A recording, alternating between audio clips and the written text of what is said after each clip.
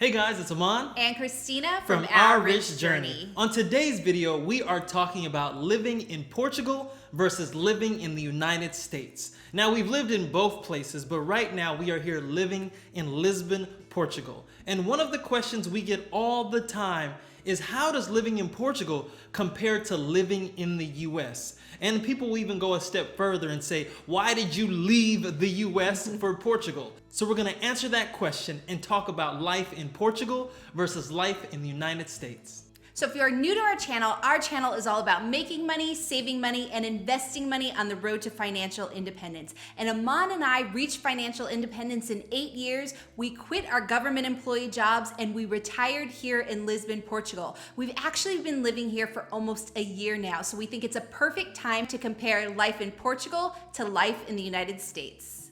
So one of the first questions that I was asked when I told people I was moving to Portugal was, is it a safe country? So that's the first thing we're going to compare, is safety. So Portugal is incredibly safe. It's actually ranked the 3rd safest country in the world by the World Population Review, and the United States is ranked 128th, and it's actually been falling every year to a lower ranking since 2016. So if you're looking at more violent crime, if you're looking at homicide, for example, Portugal has a much lower rate of homicide as well. So for every 100,000 people in 2018, Portugal had an average of 0.8 persons killed by homicide. Now, if you compare that to the United States, for every 100,000 people, an average of 5 people are killed by homicide. So that is more than 6 times the number of people per every 100,000 people that are killed by homicide in the United States compared to Portugal. So those are the numbers, and some of you may not be surprised by those statistics, but how do those numbers actually play out for us here living in Portugal in real life? Well, for us, it can be summarized in 3 simple words: peace of mind. You see, when we lived in the US, you don't necessarily have that peace of mind everywhere you go. Unfortunately, you can't go anywhere you want to go in the US and not have to look over your shoulder. Here in Portugal, we are able to travel around this country and feel welcomed in every community we've ever gone to, in the richest neighborhoods, in the poorest neighborhoods. Even as foreigners, no one has questioned who we are and why we're there. So let's move on to healthcare. Portugal has a higher average life expectancy than the United States. In Portugal, it's 83 years old, and in the United States, it's 79 years old. Now, there's more factors leading into this than just healthcare, but we think that's significant in terms of the differences there. But if you're also looking specifically at healthcare, Portugal also has a higher ranked healthcare system than the United States. So the World Health Organization ranked Portugal's healthcare system number 12 in the world, and the United States was ranked 37. And not only does Portugal have a higher ranked healthcare system, it's also much more affordable compared to the United States. So for a family of 4, our family of 4, getting private healthcare here in Portugal, we only pay $125 a month. Now compare that to the US. When we were running our numbers for how much healthcare would cost our family, it was gonna be over $25,000 a year in healthcare. That is almost that's over $2,000 a month just in healthcare. That doesn't include your co-pays. That doesn't include your out-of-care max. That doesn't include all the sneaky stuff that the healthcare system in the US throws on you. But from a healthcare cost perspective, Portugal wins again. So let's move on to the cost of living. Now, this one is a little nebulous because in the United States, there are so many different costs of living depending on where you live. If you've been watching our channel, you know that we lived in the San Francisco Bay Area. So when we were calculating how much money we would be spending in retirement, we calculated that we would spend over $100,000 a year for a family of 4 living in the San Francisco Bay Area.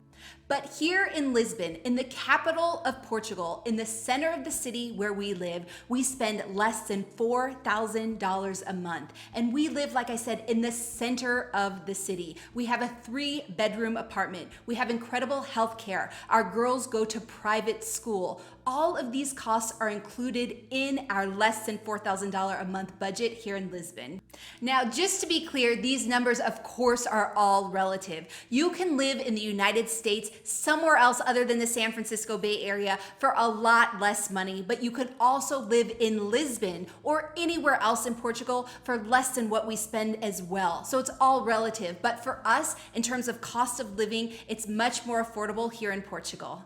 So next, let's talk about travel. Now, we love to travel. We love to travel all over the world. When we lived in the United States, our #1 go-to place was Hawaii. It has beautiful weather, beautiful beaches, and especially during the winter time, that was our go-to destination. So we looked at tickets, and we were looking at tickets from San Francisco to Hawaii, and currently those tickets range about $500 round trip per person. But for less than $300 per person round trip, we could take a trip to Poland, we could take another separate trip to the Netherlands, and we could take another separate trip to Ireland. So for us, travel here, much more affordable.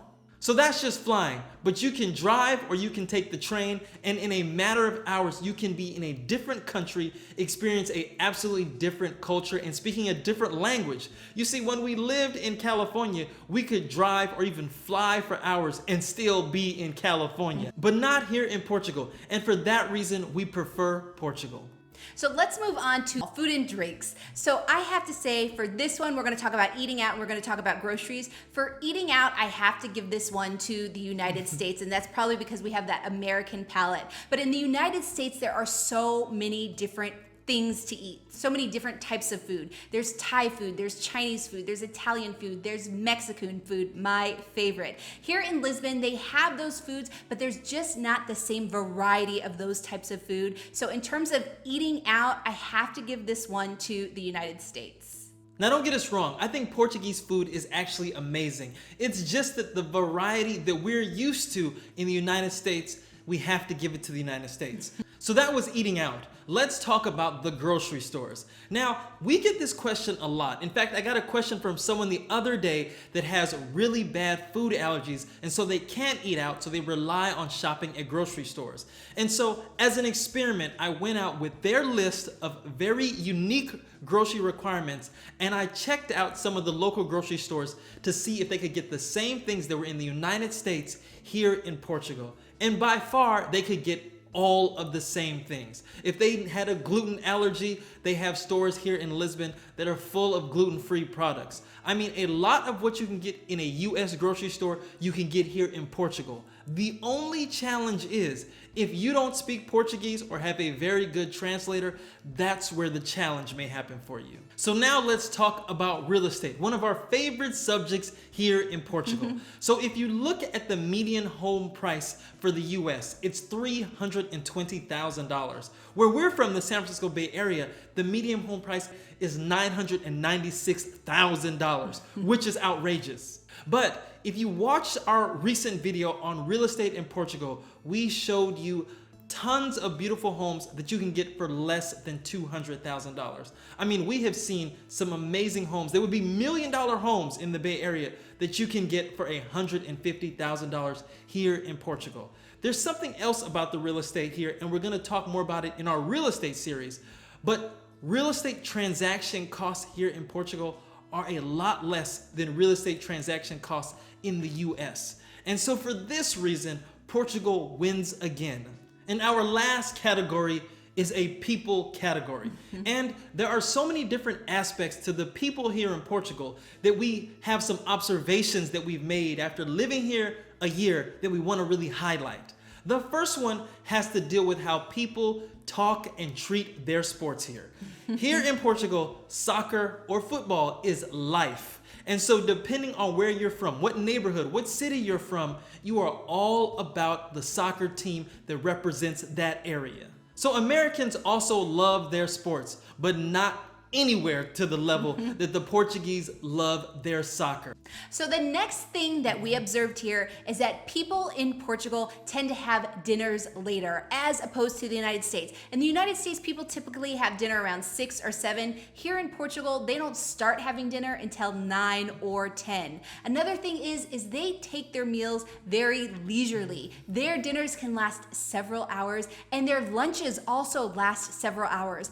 Our girls at their private school had lunches for 2 hours every single day. So they really wanted the kids to enjoy their lunch, really be social during their lunch. And that's the same type of atmosphere here in Portugal when people are enjoying lunch or when they're enjoying their dinner. Now, this may sound like a good problem to have, but when we first got to Portugal, it actually took some getting used to.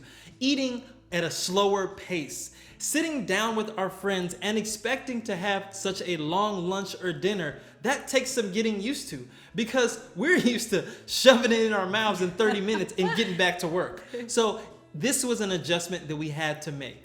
And the next difference is language. If you've seen our other videos about Portugal here, we talk about how fluent so many people are here in English. You know, 85% of elementary school kids here in Portugal are learning 2 or more foreign languages. That is huge compared to the United States. In the US, only 25% of elementary schools offer a second language or a foreign language for students to learn. So that is a huge difference, and I definitely think that contributes to the wide population here in Portugal that speak English.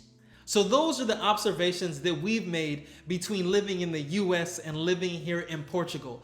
A lot of you have moved to Portugal from the US, and so we want to hear from you in the comment section below. Please educate everyone that's watching this video on some of the differences that you've noticed, no matter how big or how small. Maybe you can't get the pillow that you had in the US here in Portugal. Let people know, because these things matter when you're picking up your whole life and moving here to Portugal. And so if you like this video, please give it a thumbs up, subscribe to our channel, and join the journey.